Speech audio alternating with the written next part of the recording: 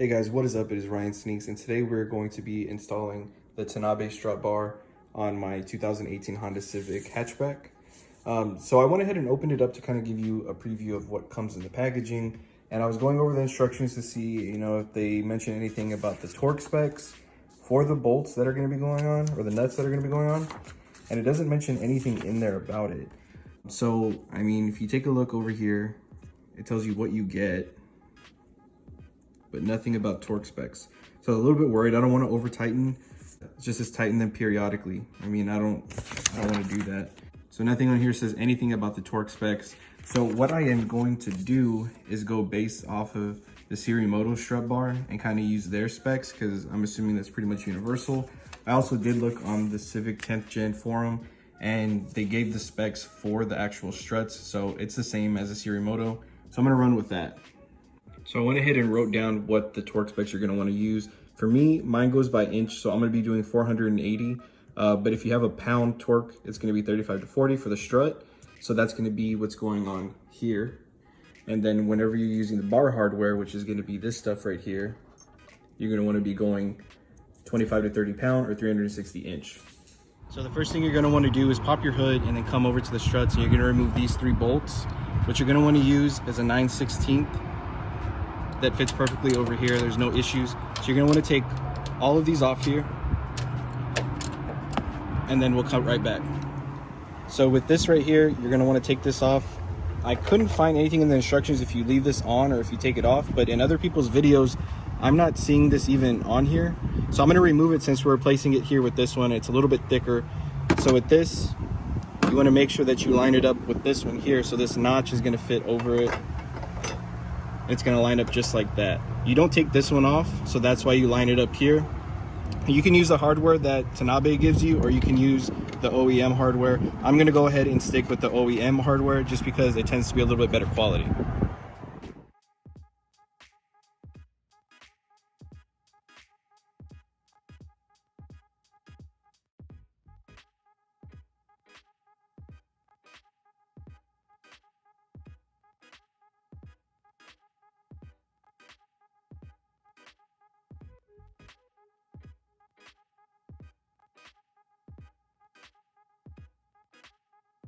So here, you're gonna have your strut bar. It's gonna be facing where you can see Tanabe, and you're gonna put it on.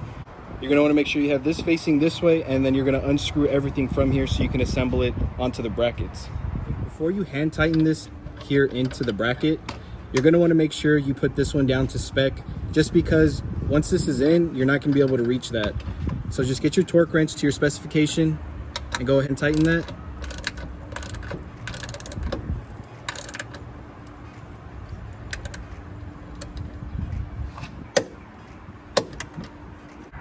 Okay, so now that you have your strut bar set pretty much to where you need it to be, just adjust how far you need it to go out. So here, this is gonna be the first one we put on.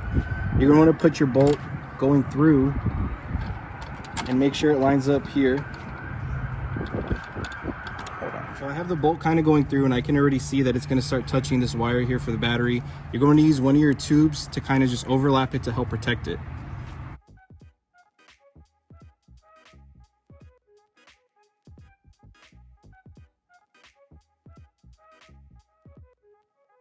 So now you have this that's actually acting as a barrier between the bar, because this will get hot when it's running. So you want to make sure you have that on there. Start feeding your bolt through. And once you get it there, you grab your washer, you put it on the other end, and then you grab your nut.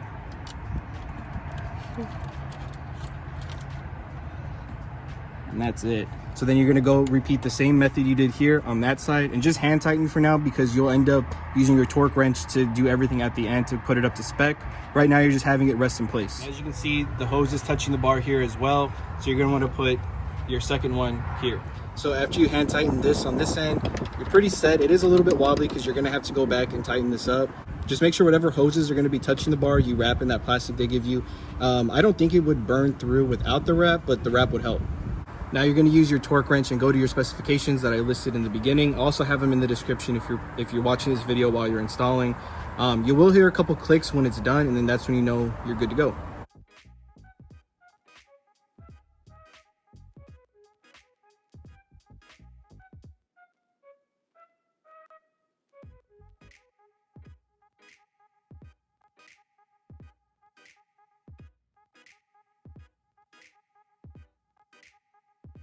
So now that we got all these in, I'm just gonna place this back in the bracket. We're gonna head over to the other side and do the same thing. So with this one, it was supposed to be 360 foot-pounds of torque.